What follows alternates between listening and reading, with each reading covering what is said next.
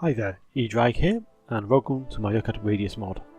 I'm going to go over the main points of the mods, look at the submods that Radious and the team have made, look at some example campaigns so you can get a feel of the mod, and lastly look at some battles from the campaigns I've had a go at. Just a quick reminder, the mod is quite big, so split into two parts, 1 and 2, and you must be subscribed to both to play the mod.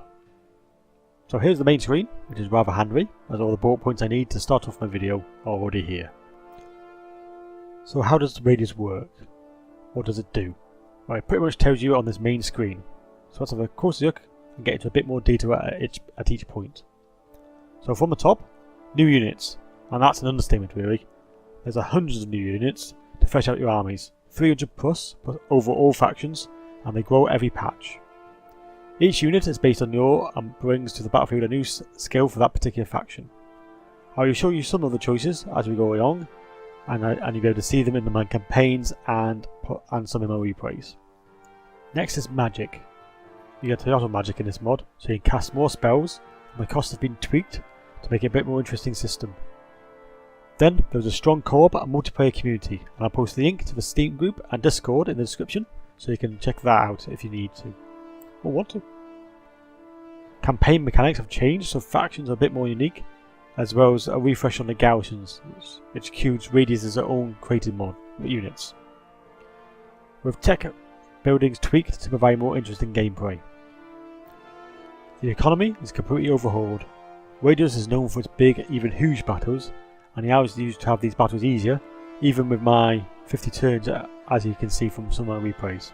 Running a lot of armies is much easier in Radious, and you have more cash, but of course, so does the AI. Speaking of the AI, I have found them much more aggressive, well, which is pretty natural because they have more armies to unleash on you, so be prepared for a lot of combat, which leads into changes to battles, which are different to your standard vanilla battles, with more types of units on the field, and all tweaked but to Radius' standards. You can have some really epic fights. I've already mentioned the garrisons and the new effects from buildings, which leads me into the submods. So first up, we have the Horde's Reborn submod. This affects Chaos and Beastmen. While I talk about this, I have some footage in the background showing you an example of this mod in action. They can both now occupy settlements, and have a complete building tree right up to tier 3 settlements, and you can have 5 tier settlements as well. Beastmen get a neat thing where they use a Skaven hidden encampment ability. This means, as is true to yore, they never really settle, they just camp in secret around a settlement.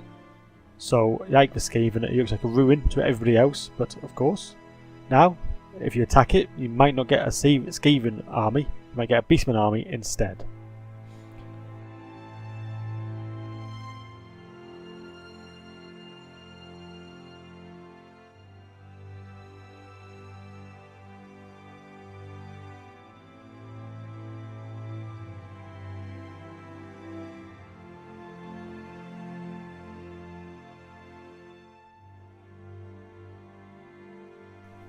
Where Chaos gets your standard settlement options, and in the video you can see now Archeon here has found himself a tier 5 settlement to have a play with.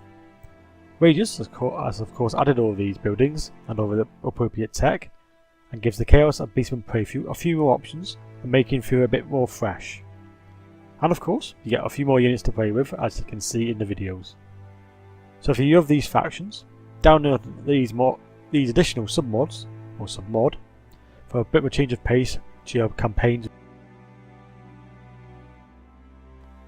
Naturally, if you're facing the AI who are controlling these factions, they have been adjusted so they can actually build these buildings and use the tree as you can yourself.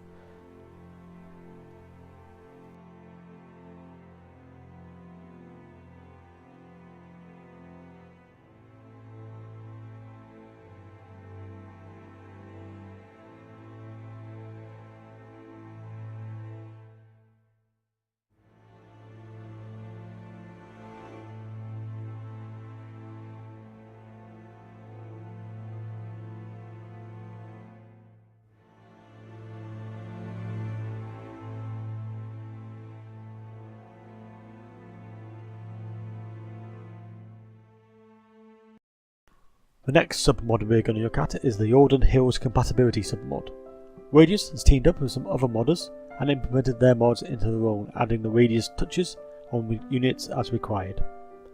So this one submod has all the following. You don't need to have them downloaded as separate mods, but they will only work with Radious, so make sure it is running when if you're using this submod.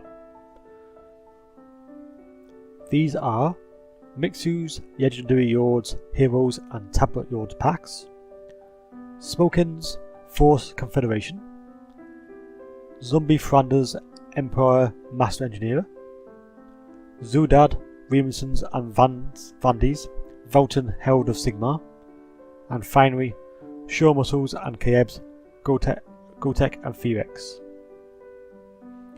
So I got a varied gameplay right there, and we'll add tons of variety to your Radious campaign. Next up is a Skills Dump mod. This simply allows you to dump your extra points. In Radious you get about 2 points per level on your Yours and Heroes into a place, so you don't get that annoying message up saying spend unspent skill points. The Norsca Occupation Submod is like the Horde Reborn mod.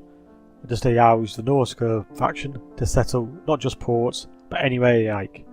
And of course, we have the added building trees as the other mod has shown. Lastly, we have the Wood Elves overhaul. And I have some footage of this running in the background as I talk. This solves an issue which I personally hate about the Wood Elves. The settlement situation, or the outposts as they call them. Which is a shame because I love this faction and all the units that it provides. Being limited in your outposts gets dull quickly, and I reckon CA will change it. Maybe. Hopefully. Who knows? In the meantime, Radious has made this mod, and it is exactly the same thing as you would think. As you can see in the video, it gives you a whole list of buildings like you would in any normal faction. And of course, you'd be able to have a capital tier 5 settlement as well. So you'll be able to spread the word of the Wood Elves.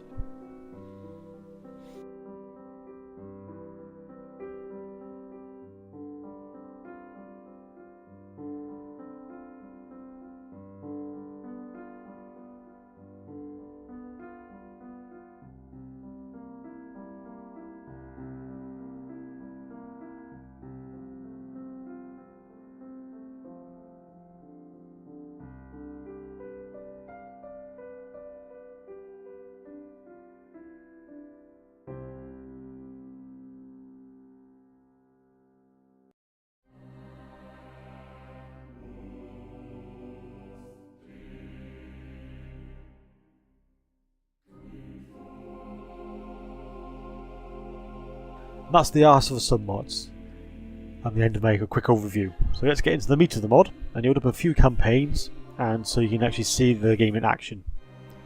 They're all very early-ish, just around the 40th turn, but I want to get a feel of a few different factions. So let's get into the first one, which happens to be the High Elves. Okay, we're with my High Elves campaign, and as you can see, turn 39, and I went as Arion.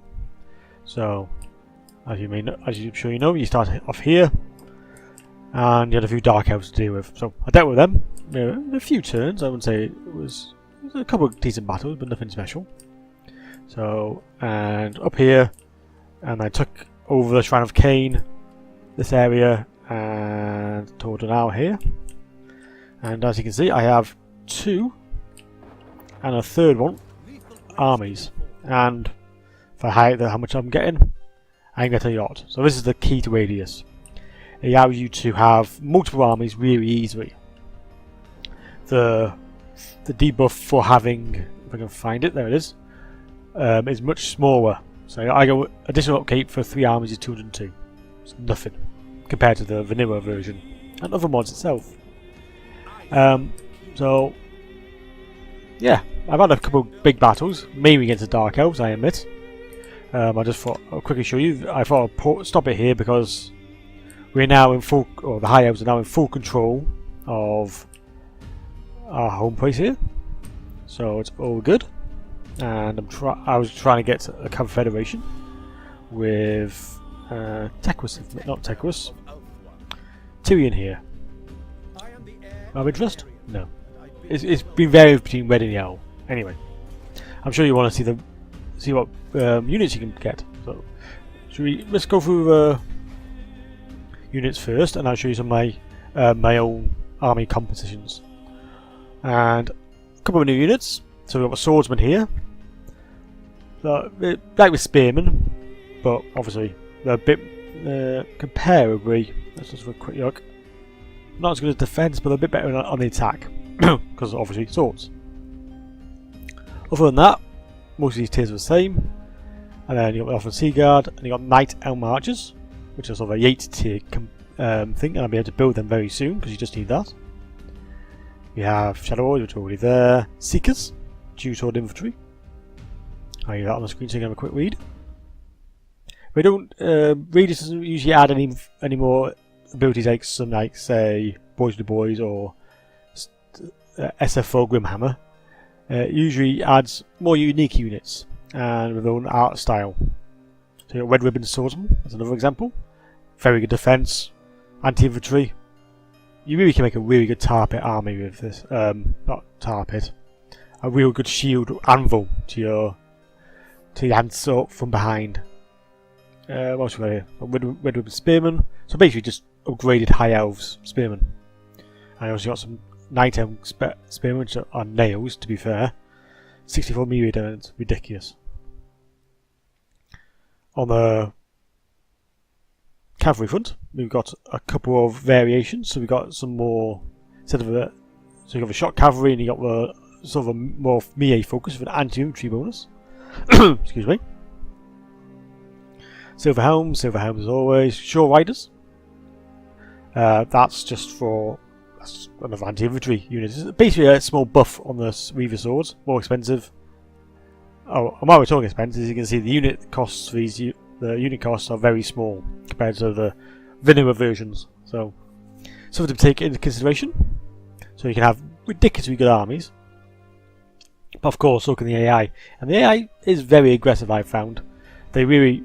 I'll talk about that in a minute, but it is really aggressive.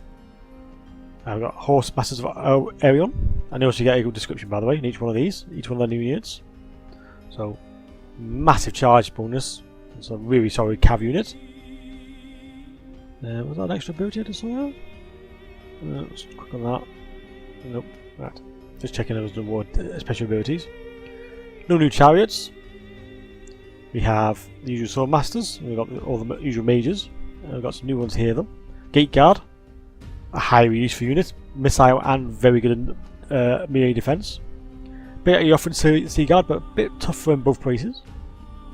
For the phoenixes, same old. The offering city guards, so we've got some more units there. Melee 72, kind of insane.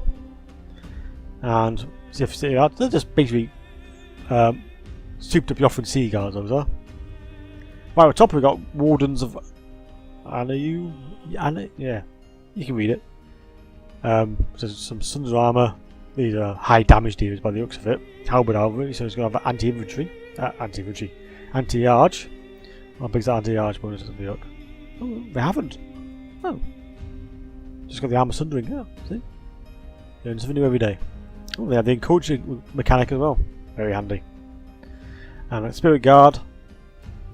And as you can see the stats there, magical attacks, just toppest tier units of the High Elves. And we'll just have a quick look at these. So we've got Dragon Princes, which are all the same, and dismounted Dragon Princes, so, well, scary tough. How good they are. Highly armoured. Sorry. Magical attacks, massive deep melee defense. God, just keep on this, is be handy. Some weapon strength as well. A very good unit, and this is where you can just build into your roster. And oh, you got more units here. So Shadow Walkers. We'll just leave it on Shadow Walkers for a second. I don't think they're having their different. Yep, another there in the vanilla campaign. And of course we got some Maiden Guard spears and Maiden Guard missile. And you have a look at them. So that's all the units for most of the units from High Elves. And of course you got your Ddraig, Treekin and Treeman for being with an aerial. So let's have a look at my faction. my army compositions here. So this is my first one. So she starts off with similar units as she does usually. I've added a couple of equal boat throwers. I've kept the tweaking.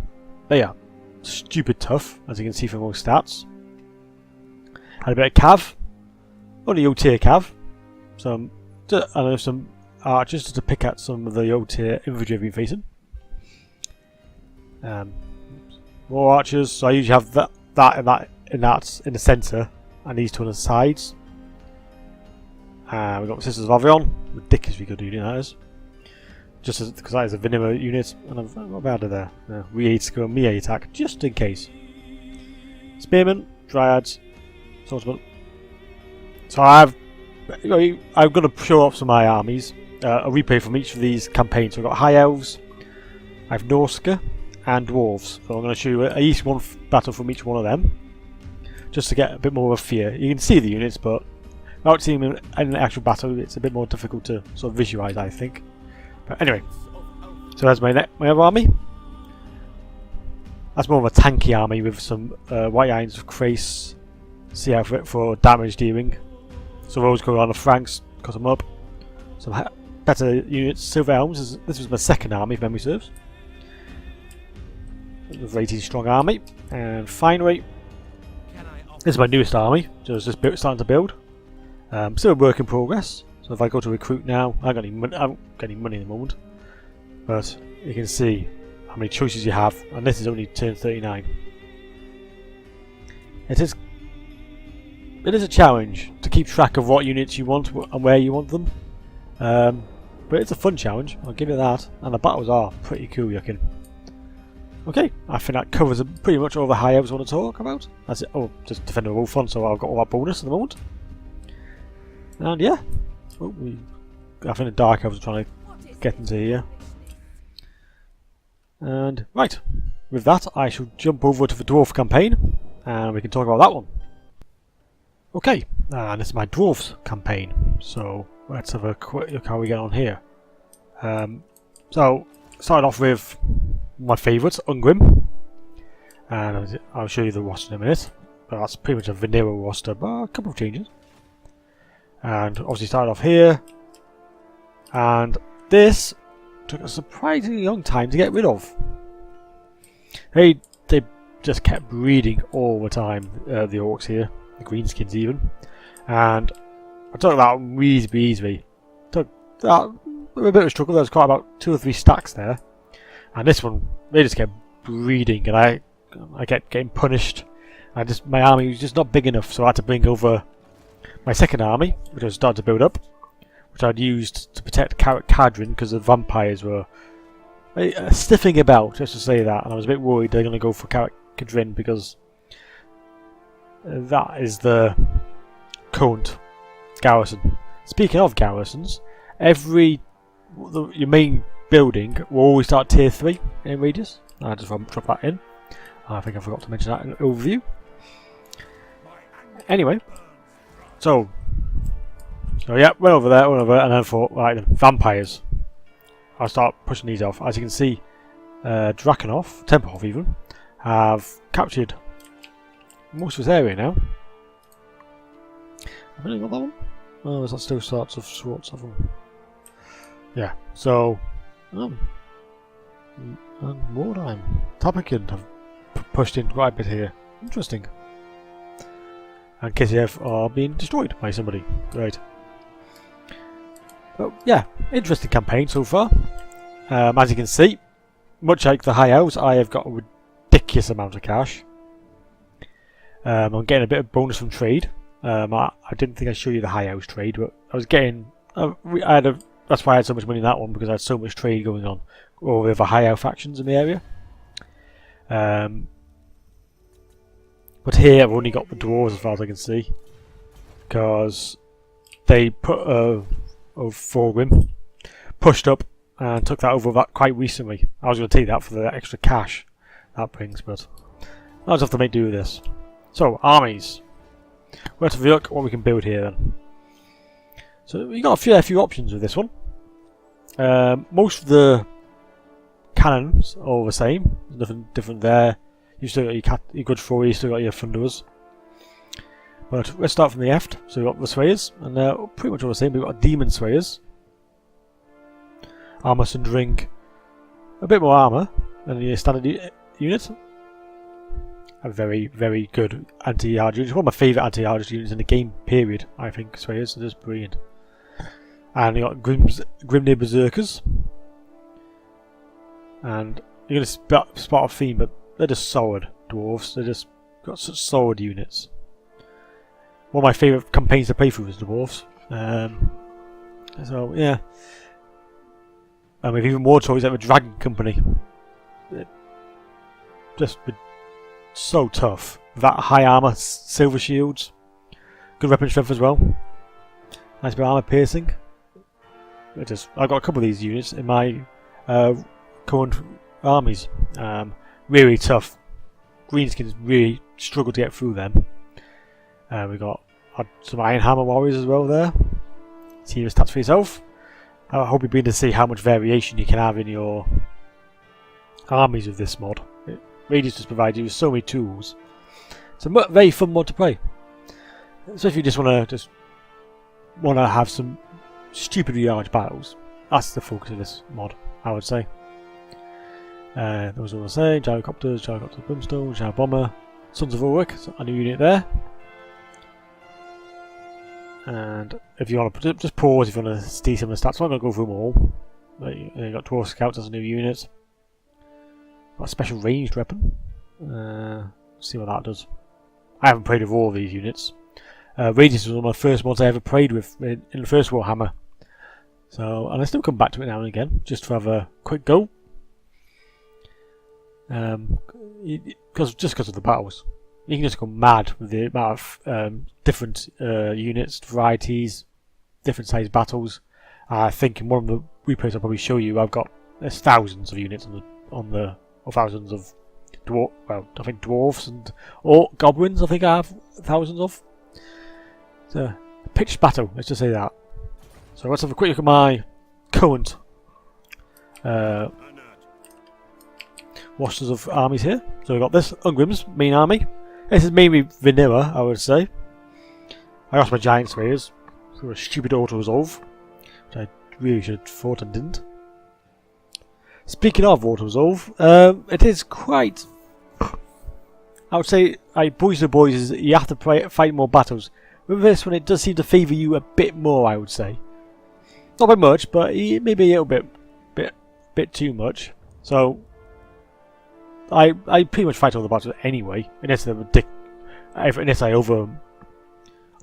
just overwhelm them in a few moves. So, but on the whole, I do most of the battles. So this one is pretty much vanilla. Apart from these are my sort of anvil at the front, 2 Goldshy warriors, and I put my Longbeards for the encouraging mechanic in the front.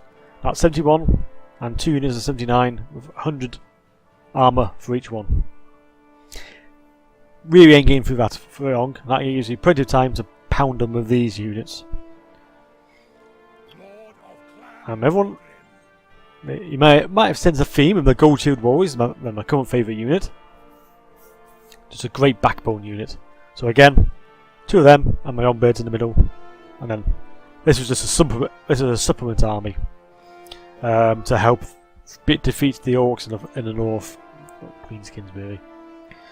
Okay, so that was turn 36. Things were going well with that campaign. And I think we should now move on to my last one, which was Norsca. Right, with my Norsca army now. This is a bit earlier on, but this has been a lot of fun to play, I have to admit. I've been really enjoying myself. So I went as Old Frog here. So you start off with a Winter Pyre. Quickly pushed over, destroyed that. This had a stupid sized dwarf army here, and it was like they were going 3 stacks there around Cracker Ddraig, and I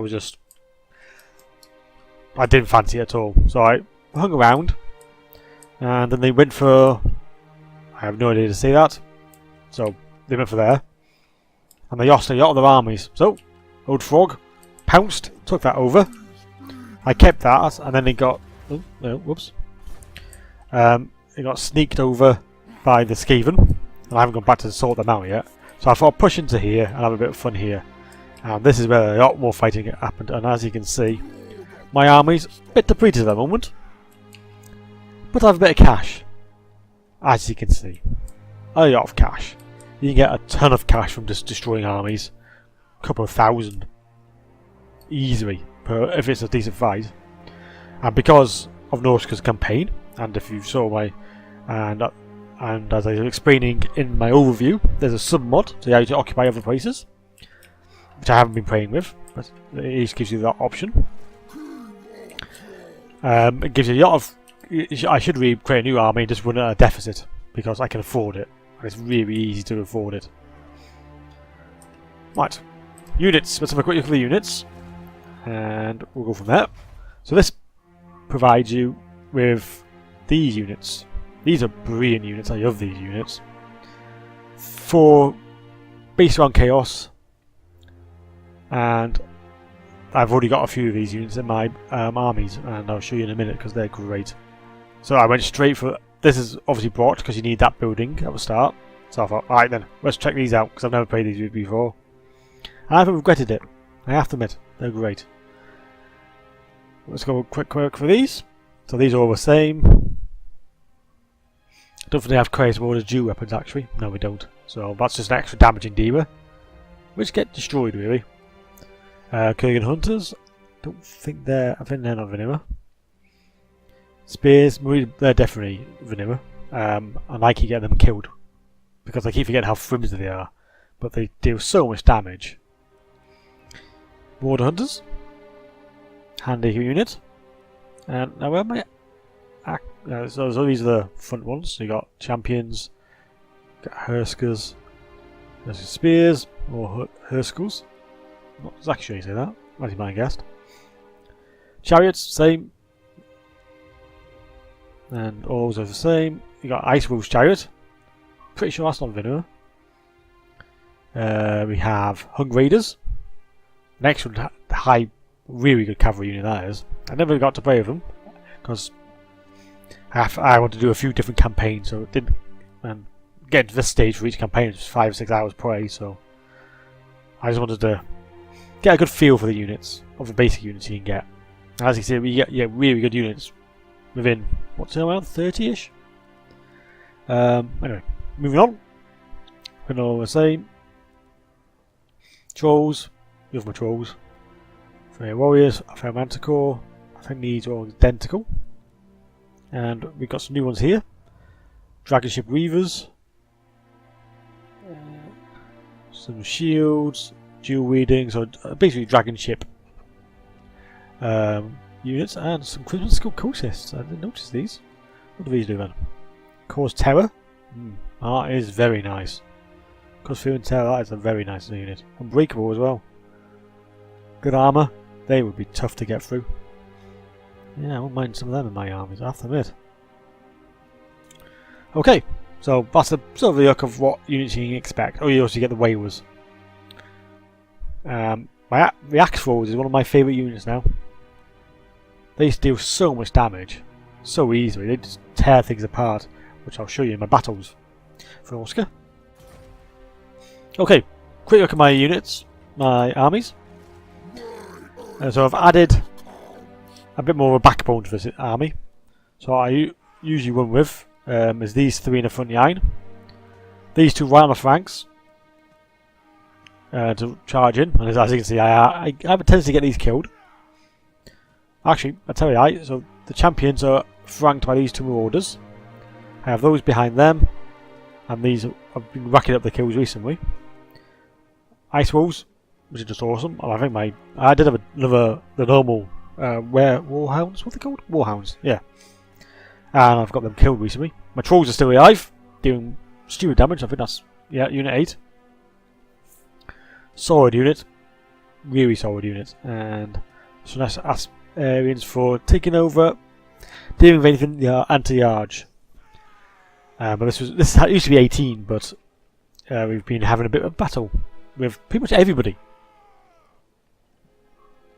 So my other army, led by Axebreaker here. This is a bit more tough easily got some nice units, this army.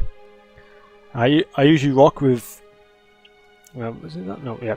So it's 2 of them, and one of my Order champions in the front line. Or the other way around. No, it's my 2 Order champions, because look at that melee defense, 80. And damage of 47. Stupid.